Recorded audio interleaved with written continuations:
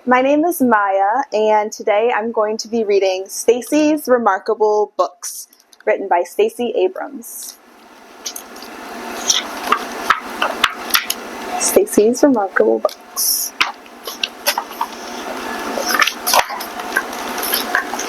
It was recess, the best time of the day. Kids ran around the playground shouting and laughing, playing and jumping. That is, everyone except for Stacy. Instead of playing, Stacy lay beneath the big tree and read her book.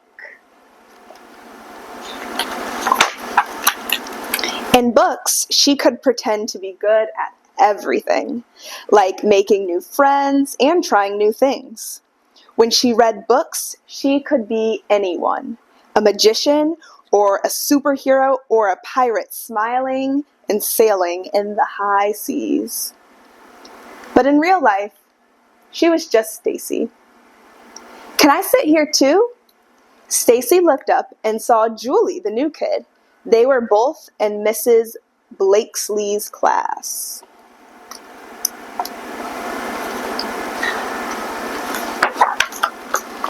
"Sure," Stacy said. "Want to read one of my books?" Julie shook her head. "No, thanks." "Do you like reading?" asked Stacy. "I love it." "I do too," said Julie, "but I'm not very good at reading in English yet." Stacy thought for a moment and smiled. "Today is your lucky day. Today is Thursday, Adventure Day."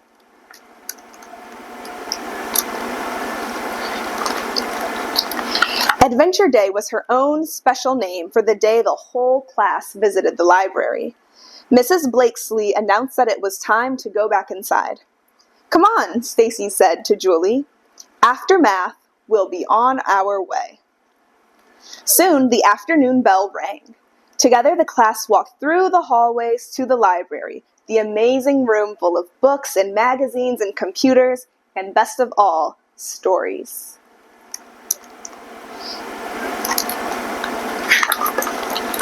When the class entered the library, Mrs. McCormick, the librarian, greeted them with a smile. Then he repeated what he said every Thursday. "Welcome to the Library of Learning. Touch everything. Read anything. Find your new favorite book. And be kind." Stacy showed Julie her favorite section of the library. Taking turns, they picked out a stack of books almost as tall as they were and walked carefully to a yellow reading table.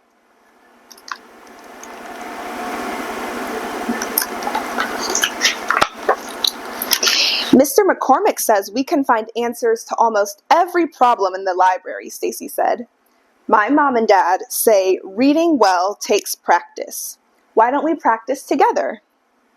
"At home, I read in my family's language," Julie explained. Intrigued, Stacy asked, "What language does your family speak?" "Vietnamese." Julie looked around the rows and rows of books that lined the library walls. "One day, though, I would like to read every story in here. I'd like to tell stories, too." Stacy understood. She had the same dream, to read every book ever written, to tell stupendous stories using extraordinary words. "Maybe if we read together, we can make our dreams come true." Julie grinned. "I'd like that."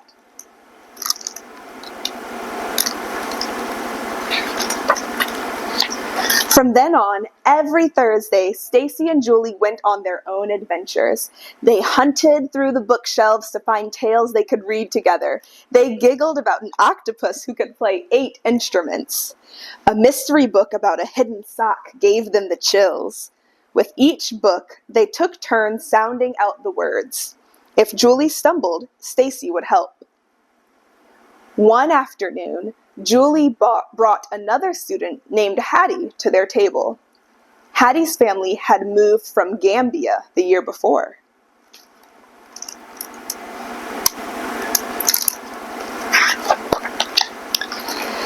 "Do you want to read with us?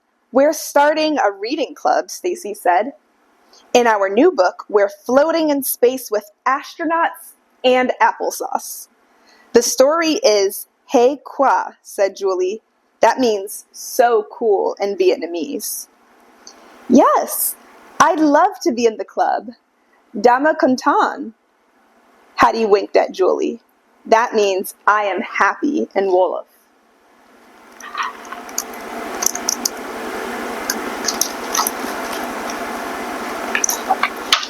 Soon, they were adding new readers to their club. They read At Recess, and at Julie's house, by Hattie's pool, in the park at Sam's birthday party. Sam's family had just moved from South Korea years before he was born. He showed everyone the book that Stacy had given him. "Gomawoyo," he said to her. "Thank you." In Sam's new book, the reading club met a turtle who could predict the future.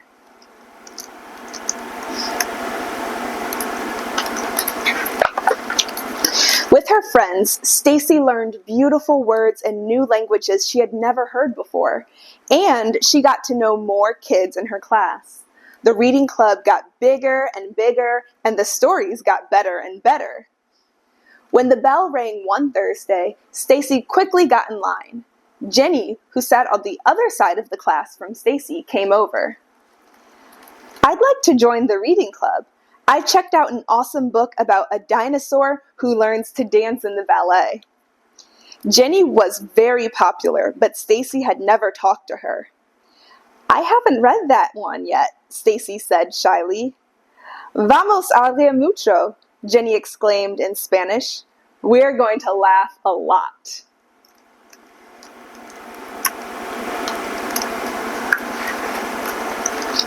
More and more kids began to join the reading club, like Vikal, whose family came from Indonesia.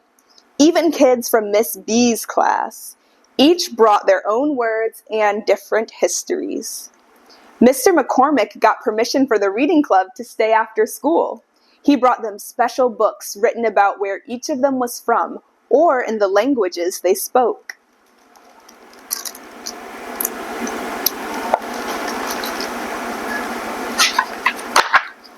One afternoon at recess, Julie and Stacy finished another terrific story. "Want to play kickball?" Julie asked. Stacy shook her head. "No thanks." "Why not? They look like they're having fun." "Because I'm not very good at games like that." "Maybe if you played more you could improve," Julie teased her. "My friend Stacy told me it helps to practice."